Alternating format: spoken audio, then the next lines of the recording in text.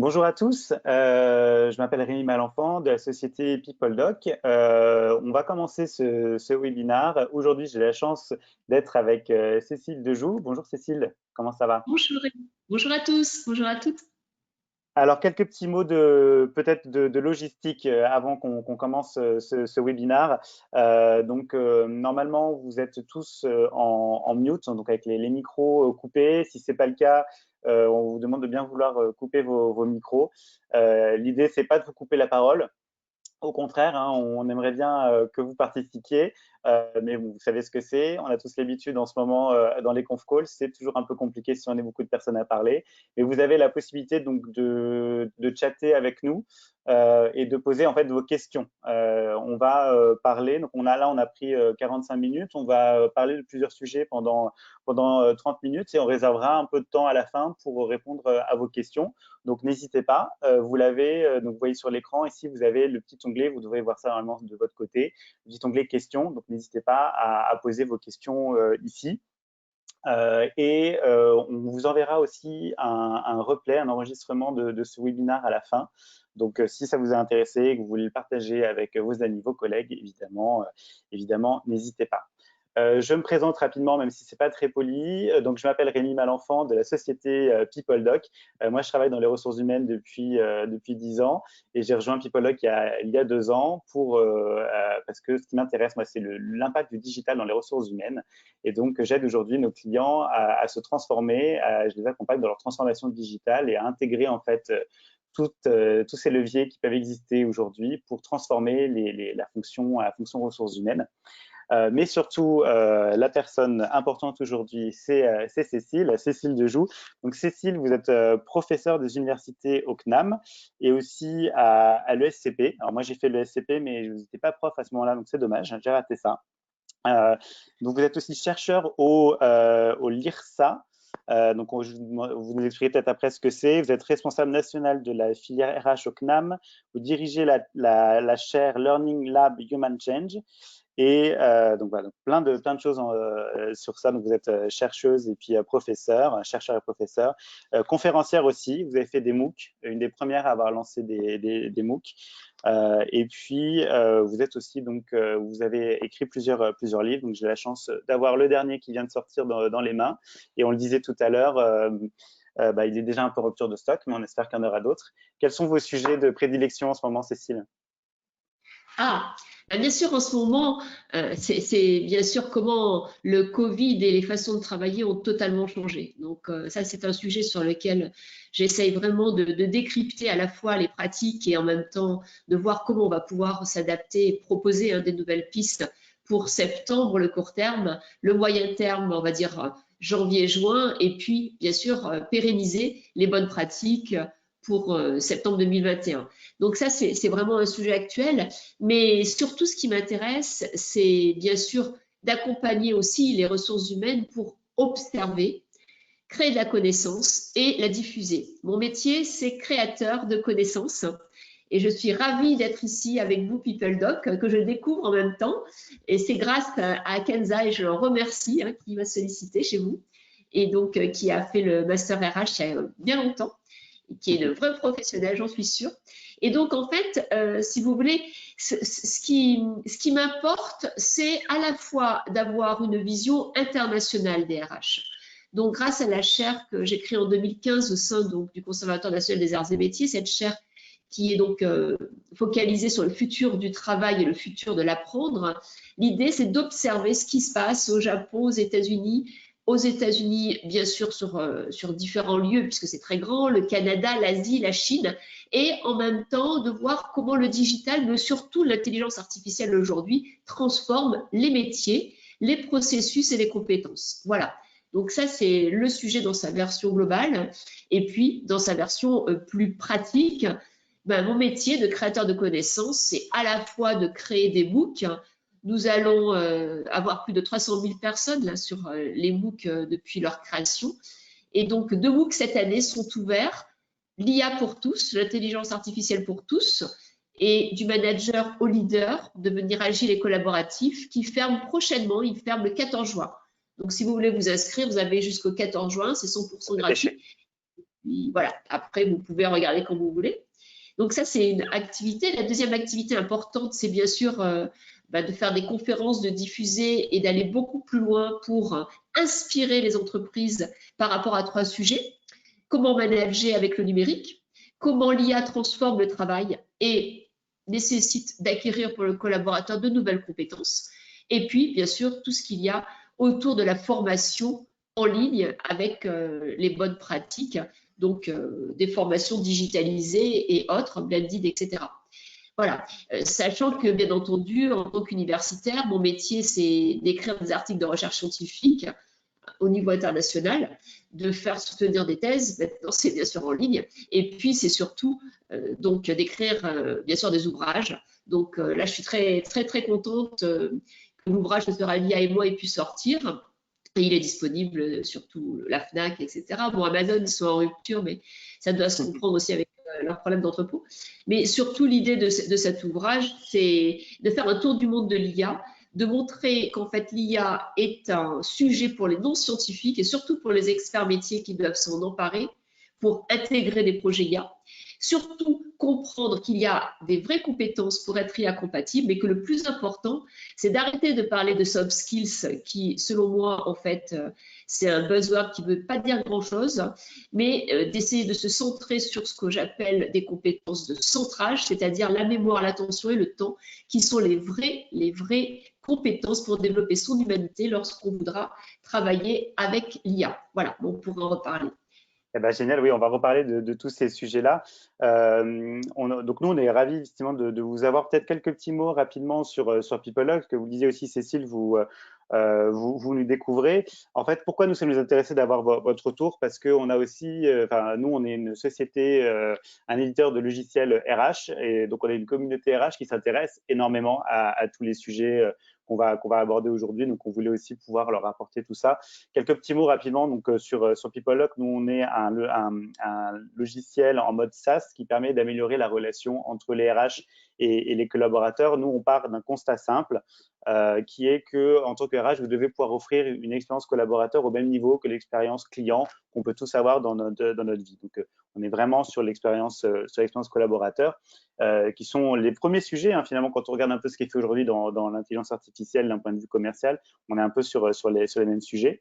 Donc, nous, notre outil a pour but d'automatiser un certain nombre de processus pour les RH, pour les rendre plus efficaces, mais aussi d'apporter une meilleure expérience pour les collaborateurs à travers un portail salarié où ils vont pouvoir trouver les réponses à leurs questions comme on a l'habitude de le faire aujourd'hui en allant chercher, en faisant une recherche sur Google. Donc là, vous allez trouver directement les réponses à vos questions et la possibilité de faire vos demandes aussi directement en ligne en utilisant des outils digitaux.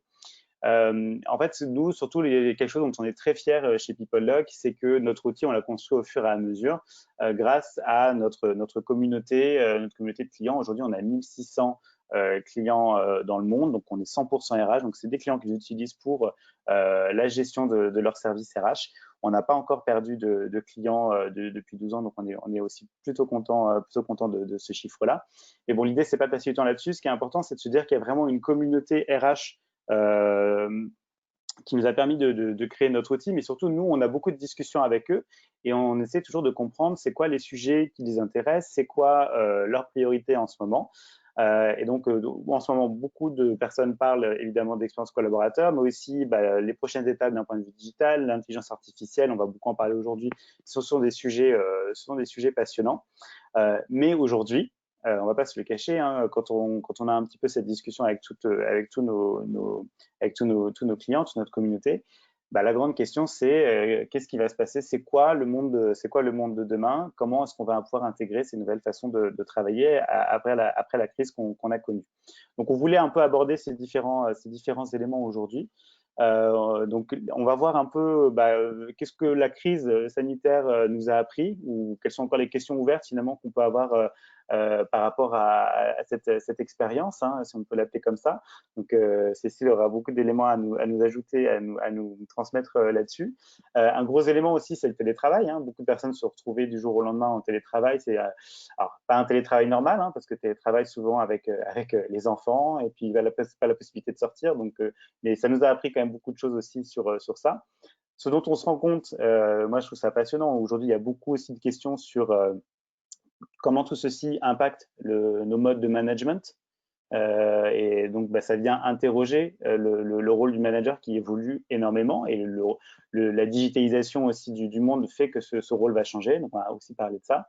Et puis, au final, quelles sont les prochaines étapes? Qu'est-ce que l'intelligence artificielle va pouvoir apporter? Est-ce que c'est une amie, une ennemie? Et donc, on reviendra sur les compétences comme vous en parliez, du coup, Cécile, à l'instant. Voilà, donc c'est ce qu'on vous a, c'est le menu du jour. Peut-être pour commencer, donc quelques petits mots, peut-être Cécile, par rapport à la crise qu'on a connue et l'impact sur l'emploi. Qu'est-ce que vous avez, quels sont pour vous les principaux, ce que vous retenez principalement de cette crise sur le Covid-19? Voilà, alors déjà, en fait, je pense qu'il faut quand même avoir quelques chiffres pour pouvoir avoir des éléments concrets sur lesquels on peut partir. La première idée, c'est qu'il faut bien comprendre que 2 mois de confinement, ça a quand même eu un impact énorme sur l'emploi, dans le fond et dans la forme. Déjà, on voit les chiffres qui sont annoncés. Bercy annonce quand même un recul à peu près de 8% du PIB. On voit quand même que la famille dit que ça va être la récession la plus forte depuis quand même 1930. D'accord ? Donc, c'est quand même pas rien. On voit également qu'en Europe, on est quand même plutôt protégé avec l'injection à la fois des 750 milliards plus des 600 milliards qui viennent d'être ajoutés par la BCE. On a, avec cette crise du Covid, l'une des plus fortes situations d'explosion du chômage dans le monde. Il faut quand même voir qu'en fait, sur un trimestre, en moins de 3 mois, on a à peu près des estimations dans le monde de 305 millions d'emplois à temps plein qui ont été annulés, voilà, effacés. Donc, ces chiffres montrent qu'on est dans une situation exceptionnelle. Et que, à situation exceptionnelle, il va falloir faire 2 choses, à la fois du pilotage à vue et en même temps, considérer le futur comme un futur exceptionnel, puisqu'on a vécu un présent, voire maintenant un passé exceptionnel. Alors, on sait que les secteurs les plus touchés, et ça c'est intéressant, c'est des secteurs comme le tourisme et les loisirs, l'automobile, la construction et la production non essentielle. Les secteurs sur lesquels on a encore un peu de visibilité qui ont été les moins touchés, c'est tous les services, bien entendu, surtout le e-commerce, la nourriture, voilà, et puis tout ce qui est médical et santé. Entre deux, on a l'éducation et certains domaines de services. Donc, ça, c'est intéressant parce que ça permet quand même de voir que, bien entendu, en fonction de nos clients, en fonction de nos secteurs d'activité, on n'aura pas les mêmes stratégies RH à développer. Voilà. Alors maintenant, qu'est-ce qu'on doit faire une fois qu'on a un petit peu ces chiffres en tête? Quand on est dans un domaine RH, il y a les 5 points notés ici sur ce slide qui sont absolument importants à prendre en compte. Déjà, oui, on va avoir des clients ou des fournisseurs ou des partenaires d'écosystème qui vont être en restructuration.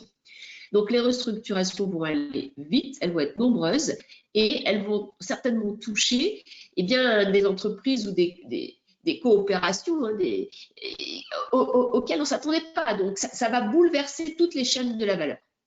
Le deuxième élément, c'est que de toute façon, dans une situation de restructuration, on va avoir des repositionnements de métiers.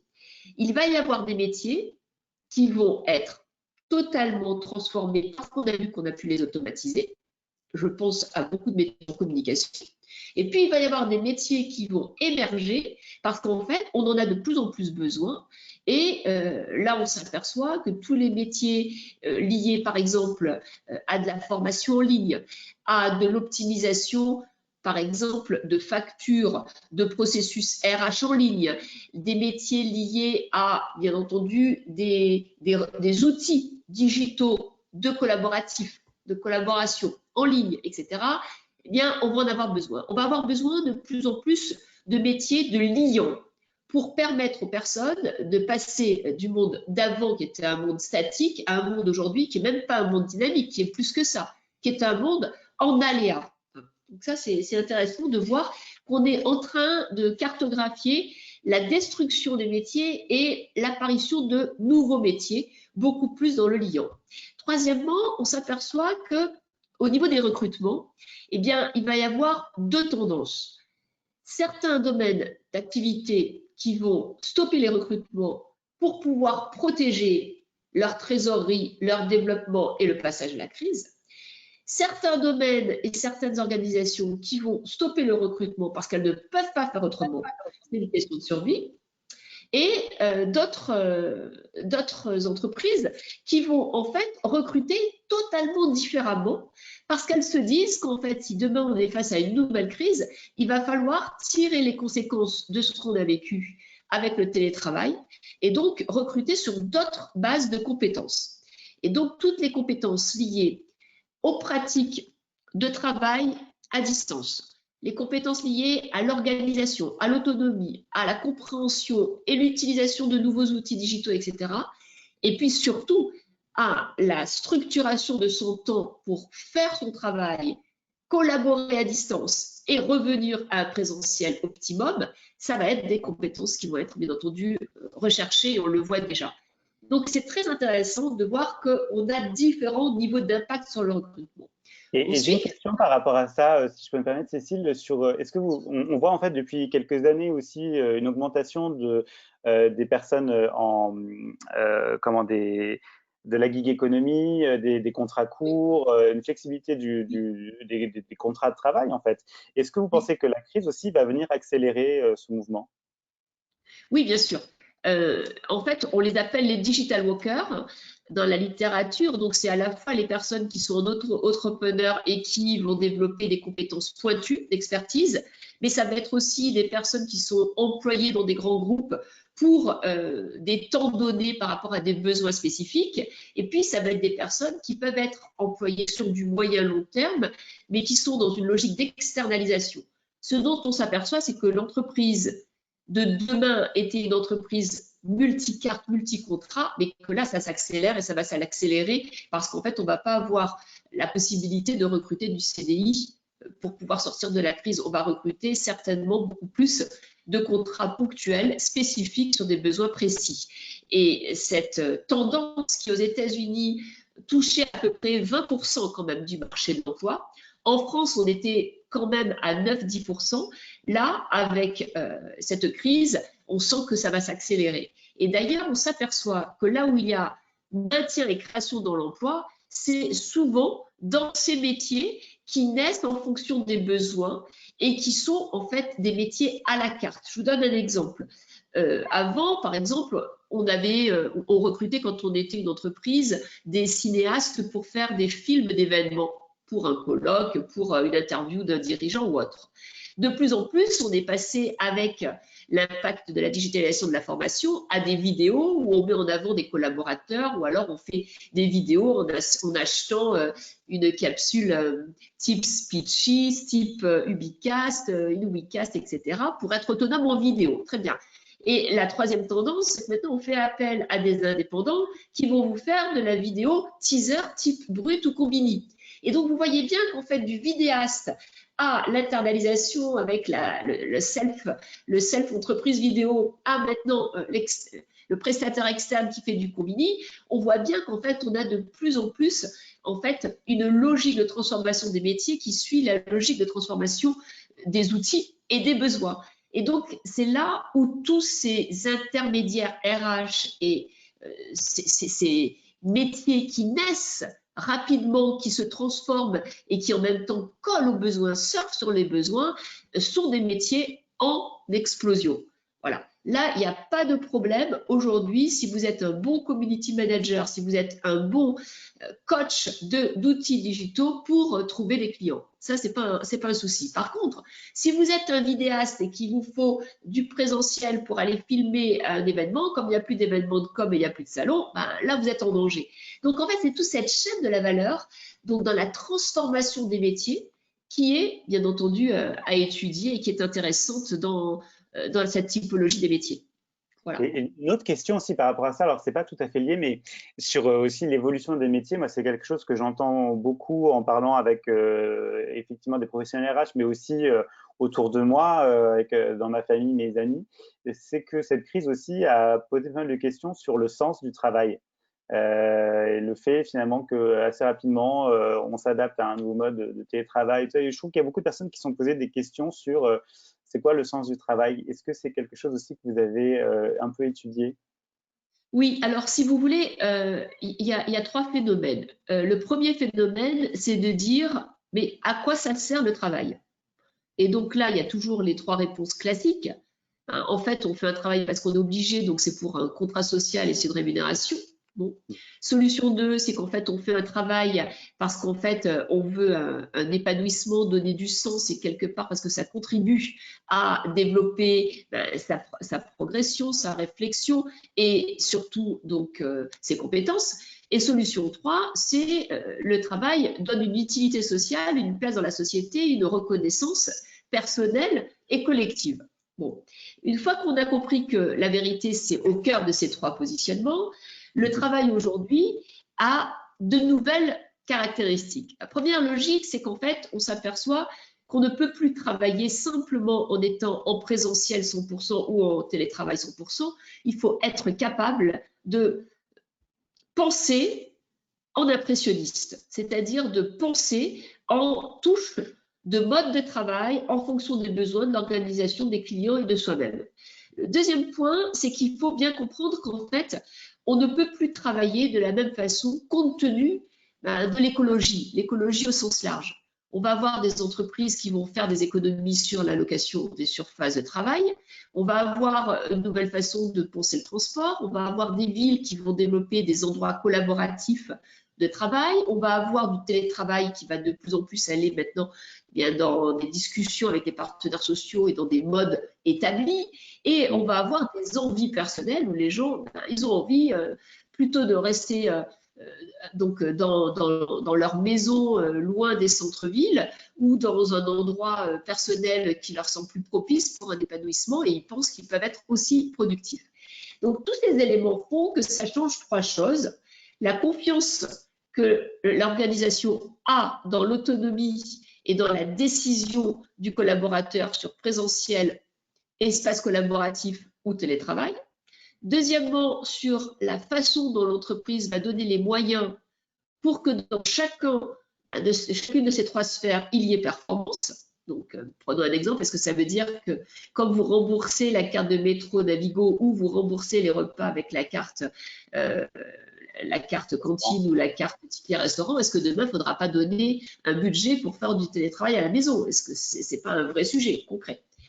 Et important, c'est comment, en fait, optimiser le travail, c'est-à-dire en fait dans le télétravail ne faire que des temps où on va réfléchir, des temps où on est collaboration, dans le travail en présentiel ne faire que des temps où on fait de la relation et où on crée l'amorçage pour de nouveaux projets, et dans le temps où on est en coworking, c'est-à-dire vous êtes peut-être à 50 km de chez vous et vous allez retrouver des collaborateurs, mais ce n'est pas le siège et ce n'est pas chez vous, là, faire du collaboratif et faire de l'innovation.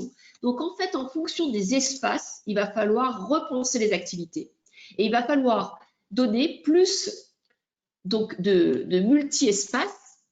L'entreprise, le collectif qu'on peut appeler le travail dans des milieux qui peuvent être des milieux que l'entreprise loue, hein, ça peut être du collaboratif sous-loué, etc.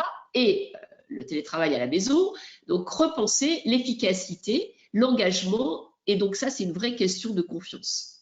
Mais de toute façon, oui, c'est vrai que ça pose complètement cette question de confiance. Le télétravail, là, on l'a tous vécu de façon un peu imposée. Hein. C'était pas un télétravail normal, en tout cas pour certaines personnes vraiment subi au sens propre du terme.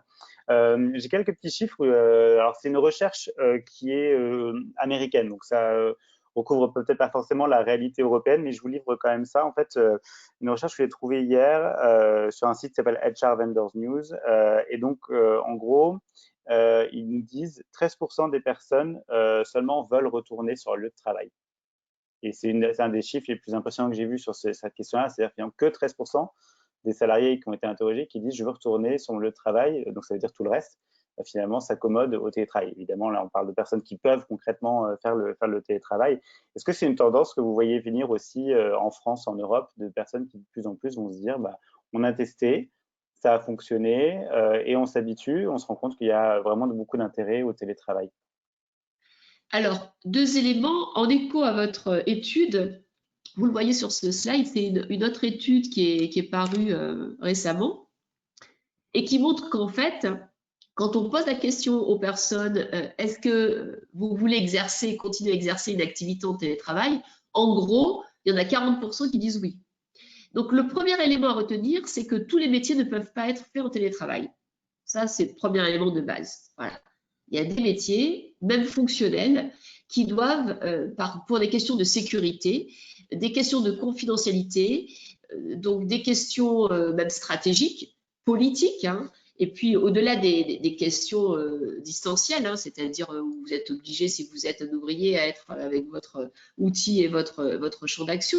Mais au-delà de ça, il y a des métiers, même fonctionnels, qui ne peuvent pas se faire en télétravail. Après, quand on pose la question aux personnes, il y a deux niveaux de réponse. Il y a celles qui sont encore sous le choc du confinement et qui, parce qu'elles n'avaient pas des conditions extraordinaires en télétravail, peuvent avoir un sentiment qu'en fait, ça les a bloqués. Donc, il y a quand même cette partie émotionnelle à prendre en compte. Et puis, il y a celles qui se disent, mais en fait, j'ai pu être efficace, ça a fonctionné, etc. Et donc, pourquoi ne pas pérenniser? Donc, comme on le voit dans cette étude, c'est vrai qu'il y a une tendance de fond où les gens, maintenant qu'ils l'ont expérimenté, ont envie de continuer donc, à faire du télétravail. Donc, je crois qu'il y a trois temps, quand on est RH, à prendre en compte. Il y a le temps de l'analyse. Et donc, le temps de l'analyse, c'est quoi? C'est faire des questionnaires vis-à-vis des populations qui ont été en télétravail, leur demander, ça a été, qu'est-ce que vous avez examiné, etc. Deuxièmement, il y a le temps de la capitalisation. Qu'est-ce qui a fonctionné, qu'est-ce qui n'a pas fonctionné et comment on peut tirer parti de ce qui peut-être a émergé de ce confinement et du télétravail et qui peut être reproduit. Et puis troisièmement, il y a le temps de l'optimisation. Et l'optimisation, c'est faire en sorte que la pratique du télétravail puisse être donc déclinée, pérennisée et optimisée en termes de coûts, c'est-à-dire que si on décide qu'en fait on a 40% des gens qui peuvent faire du télétravail sur 2 jours par semaine, bah, combien de bureaux est-ce qu'on va pouvoir libérer? Donc, c'est de l'optimisation de surface. Donc, ce qui veut dire qu'il y a vraiment ces trois temps. L'analyse, ensuite, bien sûr, on va répertorier ce qui marche ou pas, l'optimisation, et bien sûr, ensuite, essayer d'être dans la pérennisation.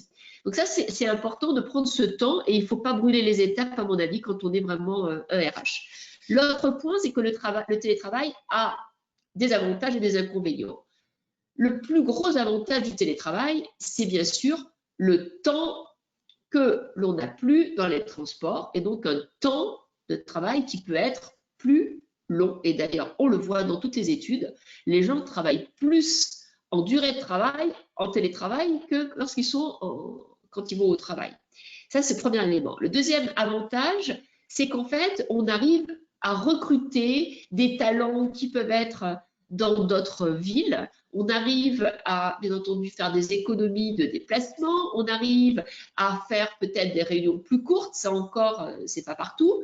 Et puis surtout, on arrive, bien entendu, à avoir des groupes et des façons de travailler qui peuvent être beaucoup plus intéressantes. L'élément négatif dans le télétravail, c'est que premièrement, beaucoup d'entreprises pensent que le télétravail, c'est passer sa journée à faire des visiocalls. Et ça, c'est une catastrophe. Parce qu'en fait, ce n'est pas ça le bon télétravail. Le bon télétravail, c'est lorsque vous séquencez votre journée avec du temps où vous laissez le collaborateur sans ordinateur à faire son travail, réfléchir, commencer à travailler sur des dossiers, poser son esprit, voilà, faire son travail et à reprendre en fait du pouvoir sur de la concentration. Ça, c'est très important parce que faire des calls toute la journée, c'est une catastrophe. Et deuxièmement, c'est très important de comprendre que le temps de déplacement que l'on avait avant, c'était un temps de réflexion, de digestion, de décompression. Et que ce temps de déplacement vers le travail que l'on n'a plus, eh bien, le gros problème, c'est qu'on ne le retrouve pas quand on fait du télétravail, puisque on essaye tout le temps de combler le temps et on ne laisse pas de sas d'expression de son intelligence. Et ça, c'est une catastrophe. Donc, les entreprises qui sont en avance aujourd'hui, c'est celles qui ont compris ça et qui obligent les collaborateurs à prendre des pauses parce que c'est énergétiquement épuisant le télétravail. D'être tout le temps derrière cet ordinateur, en fait, ça prend beaucoup plus d'énergie que lorsque vous passez eh bien, d'un flex office à la machine au café, à l'ascenseur pour aller prendre une pause cigarette ou vaporette ou une pause small talk que d'être tout le temps dans cette contrainte de l'ordinateur. Donc ça, c'est très important à comprendre. C'est vrai qu'on s'en On rend a... pas forcément compte tout de suite. Si je peux pas aussi une petite astuce là-dessus. Nous, dans notre société, bon, on est une société technologique, on avait déjà beaucoup de personnes qui étaient en télétravail, notamment tous les gens à la R&D, donc nos développeurs. Plus de 70% de ces équipes-là, ils étaient déjà en télétravail, mais télétravail complet depuis chez eux à 100%. Et en fait aussi, on leur a beaucoup demandé, pour toutes les personnes pour qui c'était nouveau, mais comment ils faisaient. Et ça, je pense que c'est aussi une bonne démarche. Si vous connaissez des personnes autour de vous qui connaissent déjà, qui font ça depuis un petit moment, bah, leur demandez leurs conseils. Et en fait, ils vont vous dire ça aussi. Effectivement, faut pas être connecté non plus tout le temps. Ok, il y a de la messagerie instantanée, mais l'objectif, c'est pas de répondre tout de suite. Faut pas être en call en permanence. Et il y a tout un temps d'apprentissage, en fait. Et c'est aussi difficile pour les managers de jouer ce rôle-là parce qu'ils doivent aussi eux-mêmes apprendre à manager à distance, apprendre à leurs salariés comment on s'organise en travail à distance, c'est aussi un gros challenge. Alors, j'avance un petit peu, je vois le temps qui passe et je voudrais qu'on puisse aussi avoir du temps pour les questions après. Du coup, Bien puisqu'on est sûr. sur cette question de management, qu'est-ce que cette crise et notamment donc aussi l'aspect télétravail, qu'est-ce que ça nous apprend sur le management de demain? Qu'est-ce que vous voyez comme grande tendance, Cécile? Alors, en fait, il y a deux grandes tendances, hein. Juste une petite aparté pour revenir juste sur ce que vous disiez sur manager à distance. La première des chances, me semble-t-il, c'est de savoir qu'en fait, il y a des nouvelles maladies, hein, des nouvelles RPS qui arrivent avec le télétravail. Donc, pour tous les professionnels de RH, il faut les identifier et il faut voir justement quels sont les signes. C'est des maladies musculo-squelettiques, c'est des maladies liées à une mauvaise ergonomie parce que chez soi, on peut croire que le télétravail, c'est dans son canapé ou son pouf, alors qu'en fait, il faut être extrêmement bien assis, etc. Donc, il y a vraiment toute une typologie, et ça, c'est tout le champ de l'ergonomie qui nous montre ça sur les nouvelles maladies liées au télétravail, et donc qui ont émergé et qui ont été donc en exergue avec le confinement. Deuxième chose importante, c'est qu'il faut mettre un système d'alerte RH en pratique, hein, pour pouvoir voir est-ce que les managers font suffisamment de feedback one-to-one, est-ce que les managers essayent de diversifier le type de call entre le groupe à 3 personnes, à 20 personnes, à 50 personnes et le one-to-one. Est-ce qu'ils sont positifs dans leur façon de valoriser, d'engager et surtout d'accompagner les collaborateurs? Est-ce qu'ils ont mis en place des reverse mentoring pour justement accompagner les personnes qui ont des difficultés avec les outils digitaux, etc. Et le troisième point, donc après les maladies, après donc les signaux d'alerte, c'est absolument travailler avec les représentants du personnel pour avoir une vraie co-construction de réflexion sur le télétravail, pour qu'ensuite vous puissiez passer à la phase de la pérennisation. Donc là, c'est le moment donc de commencer à faire des enquêtes avec les représentants du personnel, à leur demander leur point de vue, etc., etc. Je pense que c'est essentiel d'avoir ces 3 temps. Donc le management de demain, en gros, c'est un management qui va intégrer 2 grandes tendance. On est passé d'un management avant le Covid, qui était un management autour de la transfo numérique. Maintenant, avec le Covid, il va falloir continuer les transformations, mais surtout, eh bien, intégrer l'incertitude. Et ça, c'est vraiment essentiel. Pourquoi? Parce qu'on va être dans des environnements qui seront de plus en plus incertains et manager, piloter l'incertitude, ça s'apprend. Et donc, il va falloir vraiment comprendre que dans l'incertitude, il y a 4 étapes.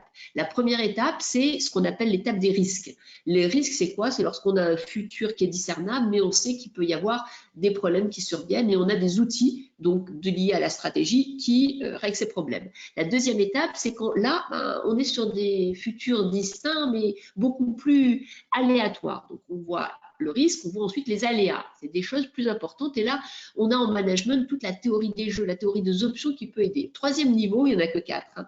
C'est qu'en fait, il y a plein de champs des possibles, mais on ne sait pas où l'incertain va arriver. Donc, c'est ce qu'on appelle la certitude. Et la certitude, c'est quoi? C'est utiliser des méthodes, des scénarios.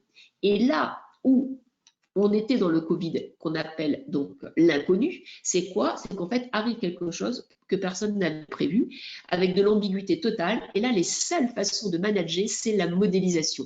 Et donc, c'est pour ça qu'en fait, on le voit bien dans la crise du Covid, les politiques, c'est la première fois au monde où ils n'ont pas réglé une guerre avec du consensus, de la négociation et des attaques, mais ils ont utilisé comme arme la modélisation.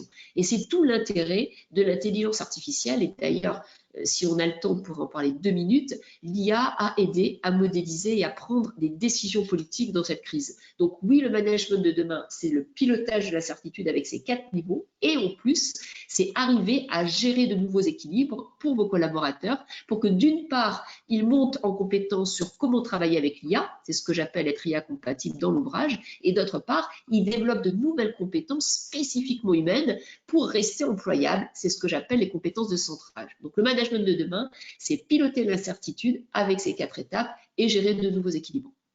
C'est intéressant parce que c'est vrai qu'on a à la fois aujourd'hui, on a le prisme par rapport à la crise qu'on est en train de vivre aujourd'hui et notamment tout ce que ça vient questionner sur les modes de management, sur la collaboration entre les personnes, entre les équipes, sur la communication.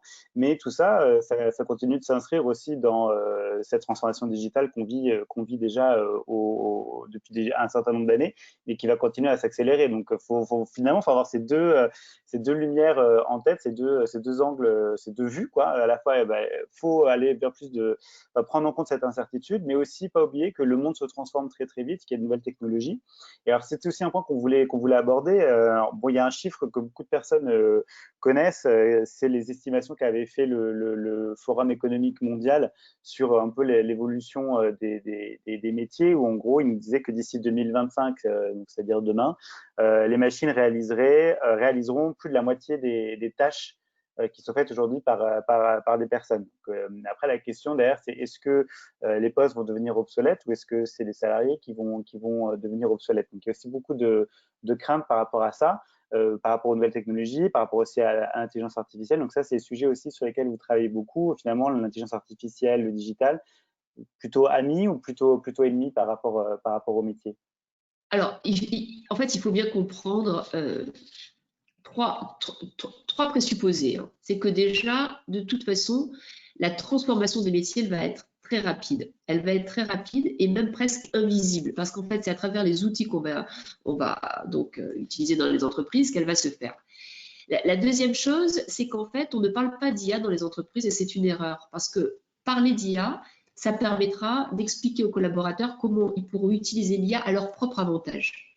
Pourquoi? Parce que l'IA, donc quels que soient les métiers, elle peut faire 3 choses. Comme vous l'avez dit, elle peut remplacer les collaborateurs sur certaines tâches, elle peut les assister, c'est-à-dire faire avec eux d'autres tâches, et elle peut les augmenter. Et c'est là où il va falloir travailler la transformation des métiers, c'est-à-dire faire des tâches qu'ils ne pourraient pas faire sans elle. Et donc, dans tout l'ouvrage, on explique avec plus de 80 interviews, hein, qui sont des interviews en vidéo, on a des QR codes, avec des workshops, on explique, eh bien, dans des métiers, comment l'IA remplace, assiste, augmente et donc transforme réellement les métiers.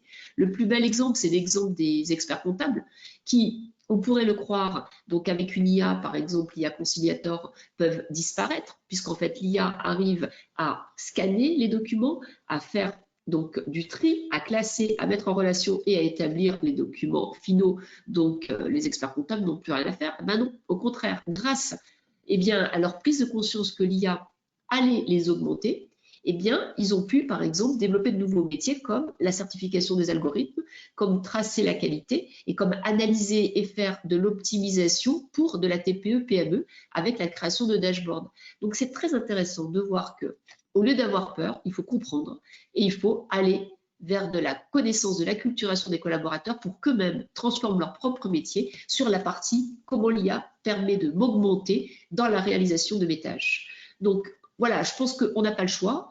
Pourquoi? Parce que de toute façon, c'est un mouvement à l'échelle planétaire.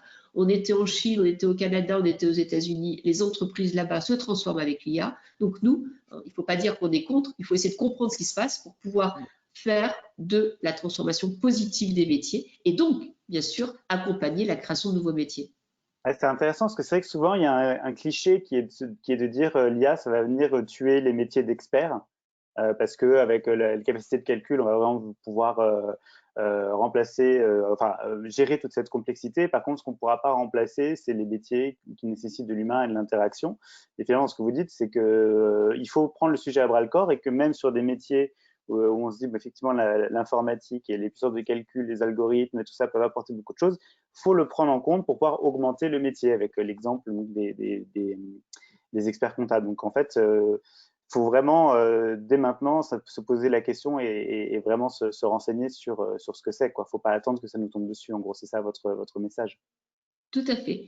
Et donc, voilà, donc nous, on a essayé de prendre des métiers, d'observer ce qui se passait. On a essayé de proposer des grilles avec des nouvelles compétences nécessaires. Et on s'aperçoit qu'en fait, il faut absolument avoir la big picture et ensuite avoir des exemples qui permettent de comprendre, en fait, comment aider les collaborateurs à accepter le sujet et donc à ne pas être contre, parce qu'il n'y a rien de pire que d'être contre, hein, mais surtout à se transformer pour pouvoir garder de la valeur ajoutée. C'est ça le plus important. Et donc là, vous parlez des compétences de demain. Donc en gros, les compétences de demain, il y a 4 pôles. Le premier pôle, c'est quel que soit son métier, il faut asseoir ses basiques. Par exemple, le manager, il faut qu'il sache décider, motiver, développer les talents. Ça, c'est des basiques. Il ne faut pas revenir dessus. Il faut former là-dessus. Le deuxième groupe de compétences, c'est qu'en fait, il va falloir monter les collaborateurs en compétences sur les compétences de transformation, de toute façon. Alors ça, c'est des compétences classiques, hein, numérique, agilité, design thinking et intelligence collaborative. C'est tout ce qu'il y a dans le MOOC du manager au leader. Le troisième groupe de compétences, c'est à mon avis, il est important d'acculturer à l'IA. Et donc, on le voit à l'étranger, de toute façon, que vous soyez dans une start-up en Indonésie ou dans un grand groupe au Canada, c'est normal de former les collaborateurs à l'IA. Pourquoi? Parce qu'on a beaucoup de mythes et en France, comme on adore les débats, vous avez ceux qui sont pour, ceux qui sont contre.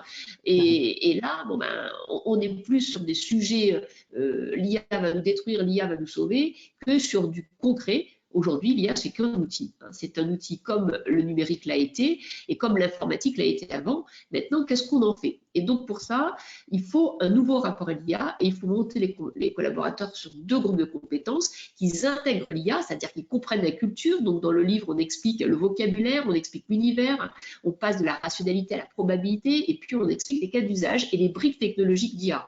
Ensuite, il faut comprendre comment, à son échelle, on peut identifier un système informant et puis il va falloir les éduquer des IA et apprendre des IA pour les contrôler et observer les biais. Ça, c'est les basiques sur les compétences IA. Et puis ensuite, il va falloir, en tant que manager, acculturer ses collaborateurs à l'IA. Et là, il y a toutes les compétences sur savoir poser la question, ce qui est essentiel. Si vous posez une mauvaise question à un système, lui, il va foncer et il vous donnera la réponse à la mauvaise question. Donc, savoir problématiser, c'est essentiel. Et c'est ce que, d'ailleurs, dans tous les programmes aujourd'hui à Harvard, à Singapour, on met, quel que soit le métier, dans les compétences spécifiques niveau Bac+1. Et puis ensuite, il va falloir faire du test and learn sur de l'IA pour ensuite réfléchir par groupe de métiers comment on va pouvoir faire évoluer son métier avec l'IA. Voilà. Donc ça, c'est le rapport à l'IA. Mais plus vous allez devenir IA compatible et avoir ces compétences, plus vous allez voir que les systèmes vont vous prendre votre attention. Ils vont vous prendre votre mémoire parce que vous allez leur donner votre savoir-faire et ils vont vous prendre votre temps parce que le management de demain, c'est le management de la notification. On va vous dire, dans le temps qui te reste aujourd'hui, ta demi-heure, voilà ce que tu dois faire. Donc ça sera inévitable avec les systèmes d'IA. C'est pour ça qu'il faut développer d'autres compétences qui sont les compétences qui ont un rapport à soi, qui sont spécifiquement humaines, que j'appelle les compétences de centrage. Vos collaborateurs, si vous voulez qu'ils soient équilibrés, qu'ils acceptent de travailler de monter en compétences avec l'IA, il faut qu'ils voient où est leur propre valeur ajoutée, où est leur propre intérêt. Et pour ça, il faut qu'ils développent leur attention, leur mémoire, la gestion de leur agenda, le temps, pour dire non, l'IA ne va pas me dire ce que je dois faire dans la demi-heure, c'est moi qui décide que pendant cette demi-heure, je vais essayer de réfléchir à mon projet ou je vais essayer de travailler la mémorisation par rapport à d'autres projets. Le stress à cause de ces nouvelles maladies et donc créer une nouvelle identité. Donc ces compétences de centrage, c'est le plus important.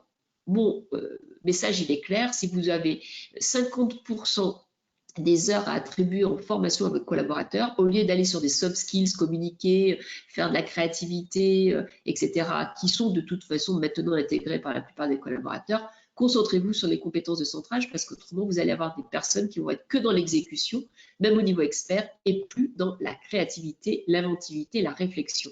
Voilà, c'est cet équilibre qu'il va falloir trouver demain et c'est tout l'intérêt en fait de montrer comment il existe avec des exemples.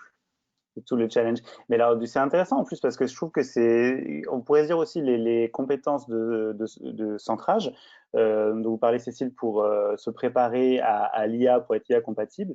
C'est aussi assez proche finalement de ce qu'on disait plus tôt sur le télétravail quelque part. Où Oui. finalement le télétravail, c'est le fait d'avoir aussi la machine, l'ordinateur, le fait d'être tout le temps connecté qui a créé des difficultés. Donc c'est un peu le même sujet quelque part, non? Exactement. Ah, C'est clair qu'on voit très vite que dans la crise du Covid, l'IA a vraiment joué sa part, hein. Elle a permis de détecter, de cartographier, d'alerter, de participer à des recherches. Et aujourd'hui, c'est quand même la grande gagnante. Donc, il va falloir, à mon avis, maintenant tirer parti et utiliser tout ce qu'on a compris de l'IA, en tout cas sur les modèles de prédiction, pour pouvoir l'intégrer dans les métiers, tout en développant un nouveau rapport à soi pour que l'humain reste toujours, bien entendu, celui qui décide au final. Bon, bah, ça fait une super conclusion sur tout ça. Je vois que le temps a un peu avancé, mais on a parlé de plein de choses intéressantes. Une petite question moi, pour les personnes qui participent. N'hésitez pas à nous dire dans le chat si vous avez déjà commencé à avoir des formations autour de l'IA ou peut-être des projets sur l'IA qui ont déjà été mis en place dans nos sociétés. Je suis assez curieux de voir ça. On va regarder vos questions. Avant d'aller sur les questions des personnes, j'ai une question pour vous, Cécile. Ce qu'on dit aussi, c'est votre message, c'est l'IA a commencé vraiment à vous y intéresser. Là, nous, on a donc notre communauté RH. Est-ce que vous pouvez nous donner des exemples déjà d'utilisation intéressante qu'on peut voir d'intelligence artificielle dans le domaine des ressources humaines? Alors oui, alors ce qu'il faut bien, on a fait toute une analyse hein, dans l'ouvrage sur l'impact de l'IA sur les RH. En gros, ça touche à peu près tous les grands domaines RH. Ça touche l'attraction des talents avec tout ce qu'on appelle le matching affinitaire, avec le matching prédictif, l'analyse des traits de caractère, que ce soit avec de l'IA cognitive ou avec d'autres solutions. Ça touche ensuite tout ce qui est le recrutement avec la phase de présélection, où là, de plus en plus, on a des solutions qui vont proposer des outils où on va recruter sans CV, on va recruter sur la base donc de questions ou de mise en situation. Ça touche ensuite tout ce qui est formation, avec aujourd'hui eh bien, le suivi et le tracking des learning analytics, qu'on ne peut pas faire en France, mais qu'on fait aux États-Unis. Ensuite, on a tout ce qui est la gestion des effectifs. Là, il y a plein de solutions en IA, je pense à Newton, à SkullUp, etc., sur l'individualisation, donc dans tout ce qui est tracking des effectifs. Ensuite, on a l'impact de l'IA sur la QVT. Ça, c'est très intéressant avec des magnifiques pop sur tout ce qui est, par exemple, objets connectés liés à la QVT qui permet d'avoir un dashboard pour le DRH et savoir où sont les zones à risque et les zones donc à crise aussi. Donc sur la qualité de vie, on a Supermood, on a WhatsApp, voilà. On en a aussi pas mal en IA et rémunération. Donc ça, c'est quoi? C'est un ensemble de startups qui essayent d'optimiser en fonction de données externes les niveaux des salaires en temps réel. Donc, c'est un peu les technologies qu'on utilise en assurance pour donner le montant de votre prime de risque. Là, on le donne sur la rémunération. Et puis, vous avez de l'IA dans la gestion des carrières aussi. Donc là, avec des comparaisons avec l'extérieur.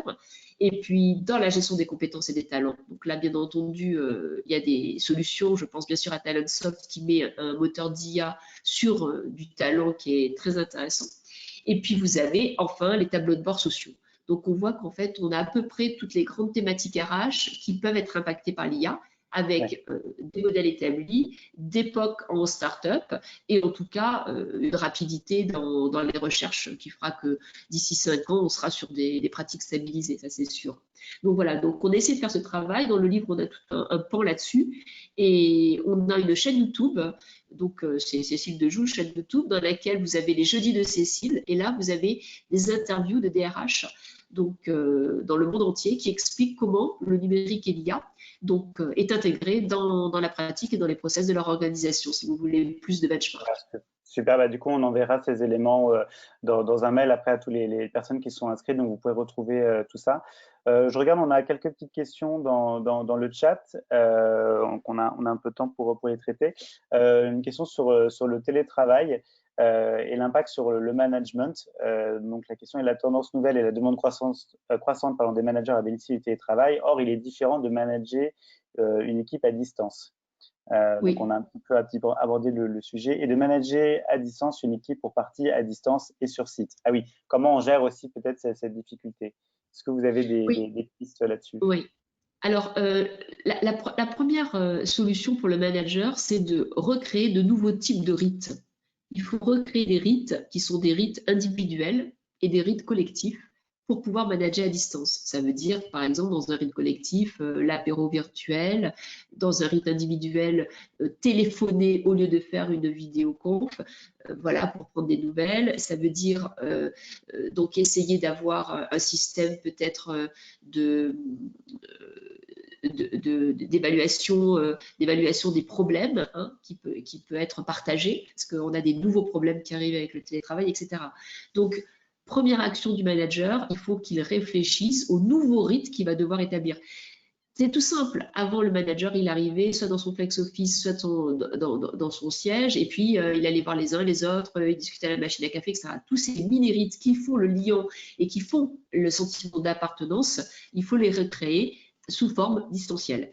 Deuxième point important, après la ritualisation, c'est l'ancrage. Alors, ça veut dire quoi? Ça veut dire qu'en fait, pour qu'un collaborateur se sente bien en management, il est important qu'il ait l'impression qu'il y ait des zones stables, ce qu'on appelle des balises au niveau du sens, au niveau des pratiques et au niveau des lieux. Alors, au niveau du sens, c'est savoir à qui il peut parler s'il a un problème technique, un problème émotionnel, un problème administratif, un problème processuel ou un problème tout simplement d'incompatibilité hein, avec d'autres. Voilà, donc ça c'est important. Ensuite, c'est important également qu'il sache quels sont les vrais outils encre qu'on peut lui donner. Si demain, il doit faire une call à l'international avec des gens qui ont peu de réseau, comment il peut la faire sans utiliser une bande passante, par exemple.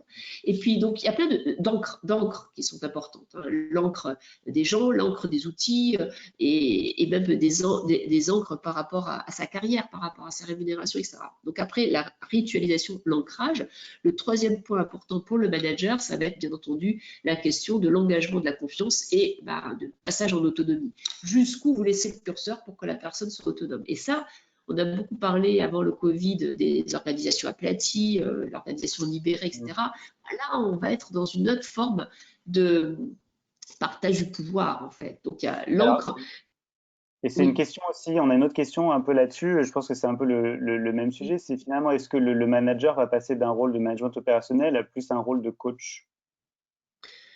Bon, moi, le manager coach, si vous voulez, pour moi, c'est partie intégrante du manager. Mais je pense que c'est plus ce que j'appellerais un remote manager. Un remote manager, c'est pas celui qui est un coach tout le temps. C'est celui qui, en fonction des problèmes, des projets, des personnes, va multiplier son style managérial. De temps en temps, il va falloir qu'il soit extrêmement autocratique. Après, il va falloir qu'il lâche totalement. Ensuite, il faut qu'il revienne à un manager one-to-one. Et puis après, il faut qu'il revienne à un manager dit collaboratif. Donc, à mon avis, c'est plus un manager caméléon, un manager remote qui sait mettre le temps pause quand il faut pour laisser de l'autonomie. Et donc, c'est ça, en fait, le rôle du manager de demain, c'est avoir cette intelligence situationnelle. Et ça s'apprend, d'autant plus Plus qu'il de va devoir la schizophrénie. partager avec l'IA. C'est en fait développer une intelligence situationnelle en partage avec l'IA qui va demain lui proposer des scénarios de décision, des scénarios de prescription, des scénarios d'analyse. Donc c'est vraiment ça, c'est être ce manager caméléon. Et donc ça, c'est pas simple, ça prend, ça demande de la maturité. Mais la seule chose qui est sûre, c'est qu'en fait, il faudra toujours qu'il utilise son intuition. Ok, bon. On va garder du coup manager caméléon, c'est peut-être plus positif que le manager schizophrène. Merci beaucoup, Cécile. On va s'arrêter là pour les questions.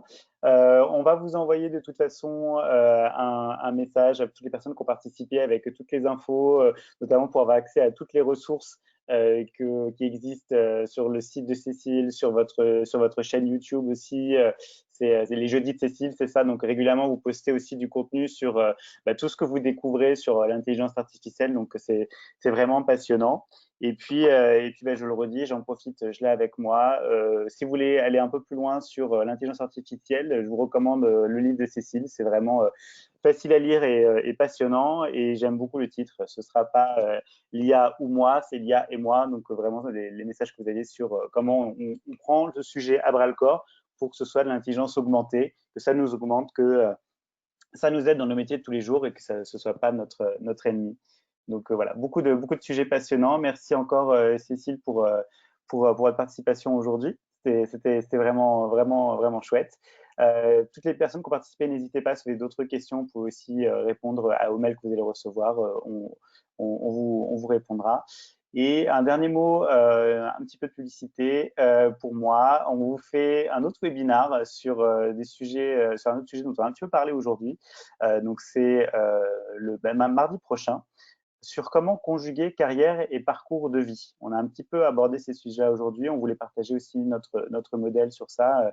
Quelles sont les 6 étapes clés en fait pour une expérience collaborateur réussie qui prend en compte le parcours de vie personnel aussi des salariés. Donc voilà, on pourra aborder ça si ça vous intéresse, n'hésitez pas. Et d'ici là, merci à tous, passez un excellent week-end. Et encore une fois, un grand merci Cécile pour cet échange aujourd'hui. Merci Rémi et merci à tous. Merci PeopleDoc. Au revoir. Au Merci. revoir.